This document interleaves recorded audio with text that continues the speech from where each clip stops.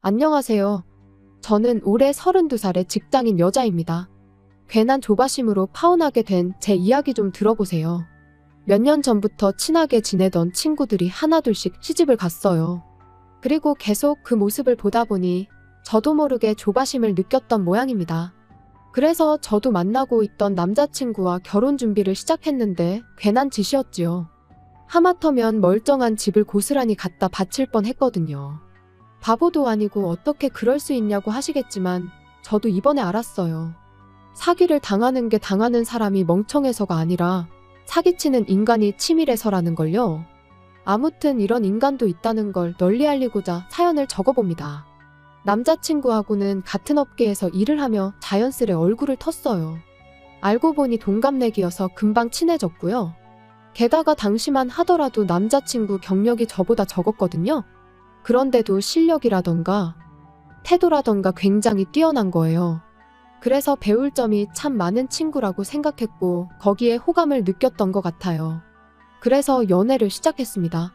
그런데 일적으로 아무리 뛰어난 사람이라고 해도 사람 됨됨이까지 뛰어난 건 아니었지요. 일단 결혼 이야기는 제가 먼저 꺼냈어요. 앞서 언급했듯이 친구들 하나씩 결혼하는 걸 보면서 조바심을 느꼈던 건 저였으니까요. 그런데 4년을 만나면서 결혼의 기억자도 남자친구는 꺼내지 않았으니 남자친구가 말해주길 기다리고 있다가는 평생 가도 결혼은 못하겠다 싶대요. 그래서 단도직입적으로 제가 물었죠. 나랑 결혼할 생각이 있느냐고요. 그랬더니 남자친구가 그런 생각이 없으면 여지껏 널 왜 만났겠냐며 반문을 하는데 솔직히 당시엔 기쁘면서도 안도감도 느꼈습니다. 아예 생각이 없다고 하면 어떡하나 내심 걱정스러웠으니까요. 그런데 이내 남자친구는 결혼해서 하루빨리 안정적인 가정을 꾸리고 싶긴 하지만 하고 말끝을 흐렸습니다. 그런데 말하던 상대가 말하다 말면 엄청 답답하잖아요. 저도 그랬죠. 그래서 왜 말을 하다 마냐니까 결혼을 하려면 돈이 많이 들지 않냐면서 저더러 너는 얼마나 모아놨냐고 묻대요. 얼마나 모아놨길래 결혼 이야기를 꺼내냐면서요. 참고로 저희 업계 특성상 바닥이 얼마나 좁은지 몰라요. 오죽하면 두세 다리만 건너면 아는 사람을 만날 정도죠. 그리고 그렇다 보니 사람들끼리 대놓고 말은 안 해도 얼마나 버는지 대충 짐작하긴 쉬운 일이었어요. 그러니 저랑 남자친구도 굳이 서로 얼마를 버는지 그런 건 물어본 적이 없고요. 그런데 남자친구가 대놓고 저더러 얼마나 모아놨냐 물으니 순간 좀 당황스러웠지요. 하지만 어쨌든 남자친구보단 제가 더 모아놨을 것 같았거든요. 그래서 이왕 이렇게 된 거 허심탄회하게 속된 말로 다 까놓고 말하는 게 좋겠다 싶었습니다. 그래서 나는 1억 좀 넘게 모아놨지 하니까 남자친구가 자기는 이제 2천 모아놓은 게 달아나요? 그 중에서도 1,000은 지금 살고 있는 원룸 보증금으로 묶여있다고요. 그리고 그 얘기를 들었을 때 실망하지 않았다면 그건 거짓말일 거예요. 그래도 직장 생활을 몇 년을 했는데 2천이라니. 1년에 1,000만 원씩 모으는 것도 힘들 만큼 벌이가 적은 건 아니었을 게 분명했으니까요. 결혼 이야기를 괜히 꺼냈다 싶었습니다. 그런데 남자친구는 오히려 제 심각한 얼굴을 잘못 이해했는지 자기가 처했던 상황을 구구절절 설명하기 시작했어요. 졸업하자마자 학자금 대출도 갚아야 했고 취직한 이후로는 어려운 집안 형편에 얼마씩 생활비도 보태드려야 했다면서요. 그래도 다행인 건 이후로 부모님 형편이 많이 나아지셔서 재작년부터는 생활비를 보태지 않고 있답니다. 학자금 대출도 다 갚았고요. 그래서 이제는 돈이 모일 일밖에 남지 않았다나요? 그러면서 우리가 같이 힘을 합치면 1억 모으는 건 금방이라는데 그게 묘하게 설득력 있게 들렸어요. 실제로 제가 아는 남자친구는 허튼데 돈 쓰고 그러는 사람은 아니었으니까요. 그래서 마지막으로 남자친구한테 그럼 이제껏 돈 때문에 한 번도 결혼 이야기를 꺼낸 적이 없던 거냐고 물었습니다. 그랬더니 맞대요. 자기가 그래도 남잔데 통장에 한 1억은 만들어지면 그때 얘기하려고 했다고요. 그리고는 솔직히 자기가 저랑 동갑이 아니라 두세 살만 많았으면 벌써 결혼 이야기를 꺼내고도 남았을 거라는데 제가 결혼이 어지간히 하고 싶었던 건지 그 말 또한 다 그럴듯하게 들리는 거예요. 아무튼 그래서 그때부터 저희 나름대로 결혼 준비를 조금씩 하기 시작했어요. 마침 웨딩 시즌을 앞두고 박람회가 한참이었길래 가서 상담도 받아보고 주변의 기혼자들에게 여러 가지 조언을 구하기도 하면서요. 그리고 대충 머릿속에서 이런저런 가닥이 잡혀갈 때쯤 집에다 말씀을 드렸습니다. 지금 남자친구랑 결혼하려고 한다고요. 그랬더니 어머니가 어찌나 기뻐하시던지. 저는 제가 그렇게 많은 나이라고 생각하진 않았는데 어머니는 30도 넘은 딸이 결혼 이야기가 없으니 나름대로 애가 타셨던 모양입니다. 그리고 얼마 후 정식으로 남자친구를 저희 집에 데려갔어요. 저희 부모님과 남자친구가 처음 만나는 자리였지요. 남자친구가 원래도 싹싹한 성격이다 보니 저희 부모님께선 무척 마음에 들어하시는 눈치셨습니다. 그리고 그래서인지 어머니께서 난데없이 신혼집 걱정은 하지 말라고 그러시는 거예요. 일단 결혼만 하면 신혼집은 어머니가 구해주신다면서요.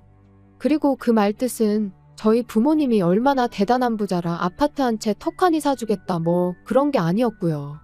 동네에 빌라를 하나 얻어줄 테니 거기서 살면서 돈을 모으라고. 그리고 어느 정도 돈이 모아지면 빌라를 팔아서 그 돈까지 더해 아파트를 구하라는 뭐 그런 의미셨지요. 물론 처음부터 아파트에서 신혼살림을 시작할 수 있다면 좋겠지만 그럼 대출이자가 장난이 아닐 텐데 저희 벌이를 생각하면 그건 좀 무리다 싶었습니다. 그래서 어머니 말씀대로 하기로 했어요. 그리고 남자친구의 우리가 힘을 합치면 1억은 금방 모은다는 그 말을 100% 믿은 건 아니었지만 그 정도 각오가 있다면 어쨌든 큰 돈은 모을 수 있을 거란 자신감이 있기도 했으니까요. 정말이지 아파트로 가기까지 오래 걸리진 않을 거라 생각했습니다. 그리고 그렇게 그때부턴 정말 본격적으로 결혼 준비를 시작했지요. 그런데 어째서인지 남자친구 어머님과 뭔가 쿵짝이 잘 안 맞는다는 기분이 들대요. 그간에 남자친구가 집에다 한 효도야 자기가 원해서 한 거라 치더라도 어떻게 보면 희생을 한 거고 게다가 일방적이긴 했어도 저희 어머니께서 집 문제도 해결해 주신다고 했는데 그 부분에 대해서는 이런 방구도 없으셨던 데다가 1,000원 한 장 보태주실 생각도 없으신 눈치셨거든요. 그리고 무엇보다도 예단 이야기부터 꺼내셨으니 솔직히 기분이 많이 상했죠. 하지만 그때까지도 남자친구가 어머님께 무슨 말씀을 하시는 거냐? 이미 여자친구가 해오는 게 얼마나 많은데 예단까지 바라시냐 해가며 제 편을 들어줬어요. 그리고는 자기 파혼당하는 꼴이라도 보고 싶으신 거냐며 화를 내기도 했고요. 그래서 어머님과 삐그덕거리는 느낌이 들었어도 크게 걱정은 안 했습니다. 남자친구가 중간 역할을 지금도 잘해주고 있고 앞으로도 잘해줄 거라고 믿어 의심치 않았으니까요. 그렇게 제가 집을 해가고 예단은 생략하고 남자친구가 혼수를 해오기로 했어요. 저희 어머니께서 빌라 계약을 서둘러서 하신 탓에 이미 집이 비어있던지라 남자친구가 틈틈이 가전제품이나 그릇 같은 걸 사다 채워놓기로 했죠. 그리고 그런 것들을 구매하는 과정에서 다시 한번 남자친구의 경제 개념을 엿볼 수 있었습니다. 뭐 하나 섣불리 사는 일 없이 꼼꼼히 가격 비교도 하고 후기도 확인하는 모습이 남잔데도 참 야무져 보였고요. 하지만 그 모든 게 결국 제 눈을 멀게 하려던 남자친구의 개수작이었다는 걸 알게 되었어요. 남자친구의 자취방 계약 기간이 끝나가고 있던 무렵 결혼식까지는 3달 정도 남은 상황이었습니다. 그런데 남자친구가 저한테 빌라에 먼저 들어가 지내면 안 되겠냐 물어보대요. 빌라는 이미 비어있고 자기가 짐도 어느 정도 챙겨놓았지 않냐며 본가로 돌아가기보단 그 편히 출퇴근하는데 편할 것 같다면서요. 하지만 저희 어머니께서 아무리 그래도 신혼집인데 시골리고 같이 들어가면 좋겠다 하셨습니다. 그러니까 남자친구가 꽤나 아쉬워했는데 저도 어머니의 말씀이 맞다고 생각했네요. 남자친구가 먼저 빌라에 들어가면 남자친구 어머님 입장에선 와보고 싶으실 수도 있고 그럴 수도 있잖아요. 그런데 제가 없는데 왔다 가시면 제 기분이 썩 좋을 것 같지 않았거든요. 아무튼 그래서 일단 남자친구의 집은 빼서 본가로 보내기로 얘기가 되었습니다. 그래도 다행히 남자 혼자 살던 집이라 짐이 많지는 않대요. 그래서 1차로 짐 정리가 끝나자마자 남자친구가 먼저 본가로 향했고 저는 혼자나마 자질구레한 것들을 정리하기 시작했어요. 만약 그때 그 자질구레한 것들을 정리하지 않고 대충 어디다 처박기라도 했으면 전 지금쯤 빼도 박도 못하고 웨딩 마치를 올리고 있었을지도요. 큰 짐이 빠져나가고 빈 방을 보니 제 방도 아닌데 기분이 싱숭생숭했습니다. 하지만 언제까지 감상에 젖어 있을 건 아니었으니 얼른 다시 정리를 시작했어요. 그러다 남자친구의 통장을 발견했는데 잡동사니들 밑에 깔려있는 걸로 봐선 통장 정리를 한참 동안 안 했겠구나 싶었죠. 그래서 별 생각 없이 상자에 옮겨 넣으려다가 문득 그래도 마지막에 정리했을 땐 얼마나 모여 있었을까 궁금해지대요. 그래서 통장을 열었는데 그 순간 큰 배신감에 잠깐이지만 파혼해야 하나 생각이 들었어요. 마지막 통장 정리가 반년 전이었는데 잔고가 5천만 원이 넘게 찍혀 있었으니까요. 그리고 그때 방문이 벌컥 열리더니 남자친구였습니다. 당장이라도 숨이 넘어갈 것 같이 핵핵댔지요. 남자친구의 자취방부터 본가까지는 왕복 1시간이 걸리는 거리고 짐까지 내려놓고 왔으니 좋기 2시간은 걸렸어야 했습니다. 하지만 20분 만에 돌아왔다는 건 아마도 운전하다가 갑자기 통장이 생각났던 모양이돼요. 그리고 아니나 다를까 한 손엔 통장을 들고 얼빠진 표정을 하고 있는 저를 보자마자 남자친구는 오해랍니다. 그리고는 자기가 다 설명할 수 있다나요? 그리고는 하는 말이 그때는 그 돈이 정말 있었지만 지금은 없답니다. 이미 학자금 대출을 갚고 하는데 써서 없다고요. 그 이후로 통장 정리를 안 한 것도 학자금 대출로 목돈이 빠져나가느라 잔고가 훅 줄었을 텐데 그걸 보고 나면 속상할 것 같아서 일부러 안 했다나요. 그렇냐고 알겠다 대답하곤 요 앞 은행에 CD기가 있으니 같이 가서 통장 정리 좀 해보자고 했어요. 그랬더니 남자친구는 지금 정리하고 하느라 바쁜데 굳이 뭘 거기까지 다녀오냐, 그래봤자 1,000만 원밖에 안 남아있는 걸 뭐하러 정리까지 하냐 해가며 어떻게든 안 가려고 하대요. 그래서 그럼 지금 핸드폰 꺼내서 은행 어플에 들어가 보라고 했습니다. 다른 건 안 보고 잔고만 보면 된다고. 우리 결혼할 사이인데 그 정도는 내가 확인할 수 있는 거 아니냐고요. 그랬더니 남자친구가 갑자기 목에 핏대를 세우며 저더러 말 잘했다고 우리 결혼할 사이인데 자기를 못 믿냐면서 그렇게 집요하게 굴어야겠냐는데 먹긴 놈이 썩낸다더니 남자친구의 모습이 딱 그 꼴이다 싶은 게 정말 뭐가 있구나 하는 확신이 들었습니다. 그래서 확인해서 네 말대로 정말 1,000만 원만 있는 거면 내가 전부 다 사과하겠다니까. 글쎄 이제는 핸드폰을 부모님 집에 두고 온 것 같다나요? 어떻게든 상황만 모면하려는 모습이 어찌나 꼴사납던지요. 아무튼 그래서 그런 가서 가지고 오자며 남자친구한테 앞장서라 했습니다. 그런데 그때 본가에 두고 왔다던 남자친구 핸드폰이 남자친구 주머니에서 요란스럽게 울려대대요. 결국 남자친구의 핸드폰을 열어 잔고를 확인했는데 화면에는 7천만 원이라는 큰 돈이 찍혀 있었어요.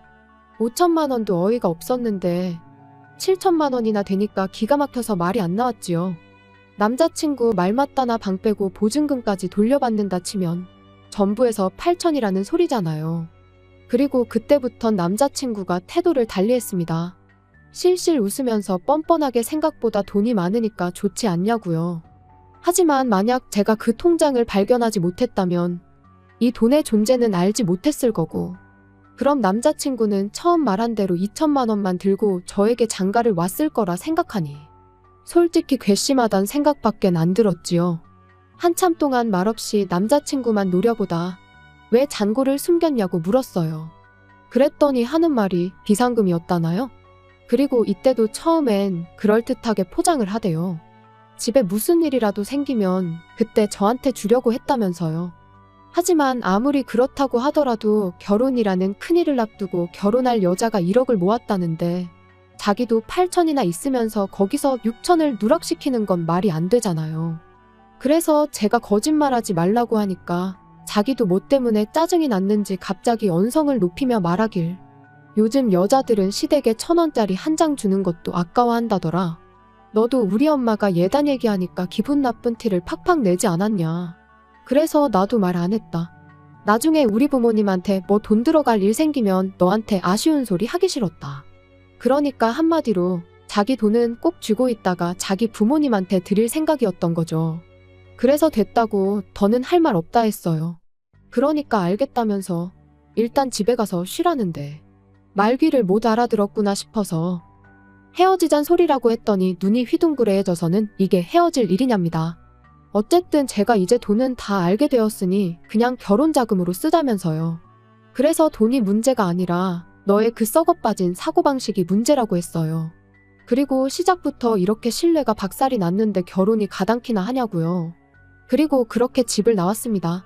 이삿짐이 많지 않다고 해서 제 차를 빌려줬는데 차 안에 남자친구가 싣고 갔던 짐이 그대로 있길래 알아서 가져가라고 그냥 주차장 바닥에 대충 던져버리고 돌아왔어요.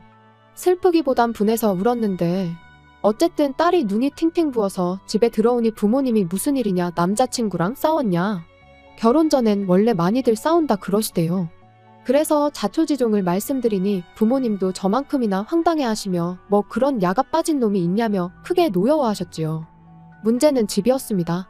저희 결혼이 깨질 거란 건 그 누구도 상상하지 못했던 일이었기에 이미 집은 제 명의로 되어 있었으니까요. 그래서 고민 끝에 어차피 언젠간 하려던 독립이었으니 제가 가서 살기로 했습니다. 그리고 그날부로 결혼 준비하면서 예약했던 것들도 다 취소했어요. 그리고 몇 곳에서 남자친구에게 확인차 연락을 했는지 남자친구가 전화를 걸어와서는 어떻게 일방적으로 그럴 수가 있냐면서 길길이 날뛰더라고요. 그래서 다 끝난 마당에 뭐가 좋다고 머리 맞대고 상의까지 하길 바라냐고 쏘아붙였죠. 그랬더니 여기저기 걸어놓은 계약에 들어간 계약금이 얼만지나 아냐면서 전부 다 내놓으랍니다. 그중 몇 개는 특가로 나왔던 것들이라 환불도 전혀 못 받는다면서요. 하지만 뭐 제 알바인가요? 네가 알아서 받아내던지 하라고 했어요. 참고로 예약도 원래는 다 제 이름으로 하려고 했는데 돈을 꿍치면서 일말의 양심이 남아있었는지 제가 집을 해오니 그런 건 자기가 하겠다면서 자기가 계약자로 사인하고 돈 보내고 다 했거든요. 그리고 내 집에 사다 놓은 물건들도 현관밖에 내놓을 테니 다 가져가라니까 제 취향에 맞춰서 산 것들인데 자기가 가져가면 뭐하냐고 저더러 자기한테 살아나요? 돌았냐고 중고로 팔던지 사랑하는 너희 부모님한테 선물로 드리라고 했습니다. 그랬더니 전화기 너머로 저 때문에 얼마를 손해를 본 줄 아냐면서 아주 울고 짜고 난리도 아니었어요. 그래서 저도 그 돈 몇 푼이 문제냐고 하마터면 나는 사기꾼한테 집 갖다 바치고 평생 같이 살 뻔했다고 소리를 질렀죠. 그 뒤로 몇 번이나 남자친구한테 전화가 왔지만 전부 다 무시했어요. 그렇게 한 일주일을 내리 전부 씹었더니 급기야는 집으로 찾아오대요. 그래서 결국 저희 아버지가 야구방망이를 들고 저 대신 나가셨습니다. 그랬더니 남자친구가 쫄았는지 더는 연락하지 않네요. 이쪽 업계가 바닥이 좁다 보니 원하지 않아도 금방 저희가 파혼한 게 소문이 날 겁니다.